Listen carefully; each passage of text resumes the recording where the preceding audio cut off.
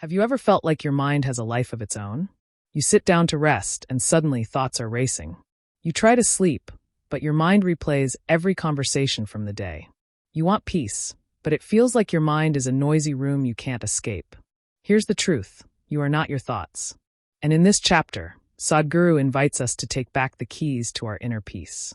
Sadhguru says something striking. The mind is a powerful servant, but a terrible master. Just pause with that for a second. Your mind is meant to serve you, to solve, to imagine, to process. But for most people, the roles have reversed. The mind rules, and we obey. Let's gently shift that dynamic, with awareness, not with force. Think of your mind like a wild horse, strong, beautiful, full of energy. But left untamed, it kicks, bolts, and drags you where you don't want to go. Now imagine learning how to hold the reins, to guide it with grace. That's not suppression, it's empowerment. It's learning the art of inner mastery. Sadhguru reminds us that suffering doesn't come from life. It comes from our reaction to life. Two people can face the same storm. One is broken, the other grows stronger. Why? Because of how they use their mind. The mind is not the enemy. It just needs training. Like a muscle, it strengthens with use and alignment. Let's be real. We've all had thoughts we wish we didn't. Fears, regrets, judgments. But Sadhguru teaches, you are the observer, not the storm. Just because a thought passes through doesn't mean you have to attach to it. Freedom begins the moment you realize you can watch your mind without becoming it. Try this.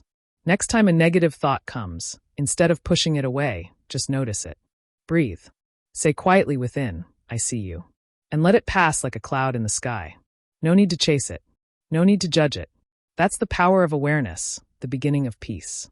Sadhguru calls it inner engineering for a reason. We engineer our outer world with science and tools.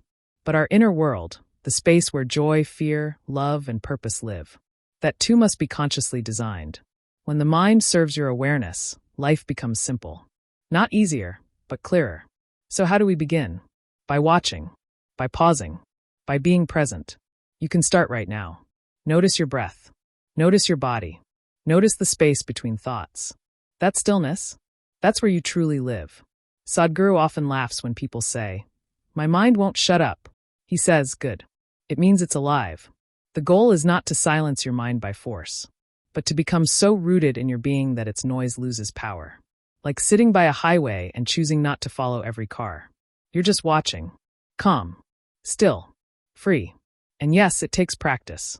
But what else is more worth practicing? We practice worrying without effort. Why not practice peace with intention?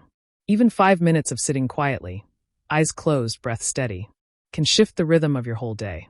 We live in a time where silence is rare. But silence isn't the absence of sound, it's the absence of noise within. And you can carry that silence into work, into parenting, into traffic.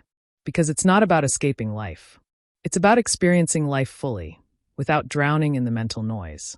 Sadhguru says, if your mind becomes still, you become intensely alive. Read that again. Stillness doesn't dull you, it awakens you. Your senses sharpen. Your joy deepens. You begin to experience life not as stress, but as sacred. Let me ask you something gently. When was the last time you truly felt alive?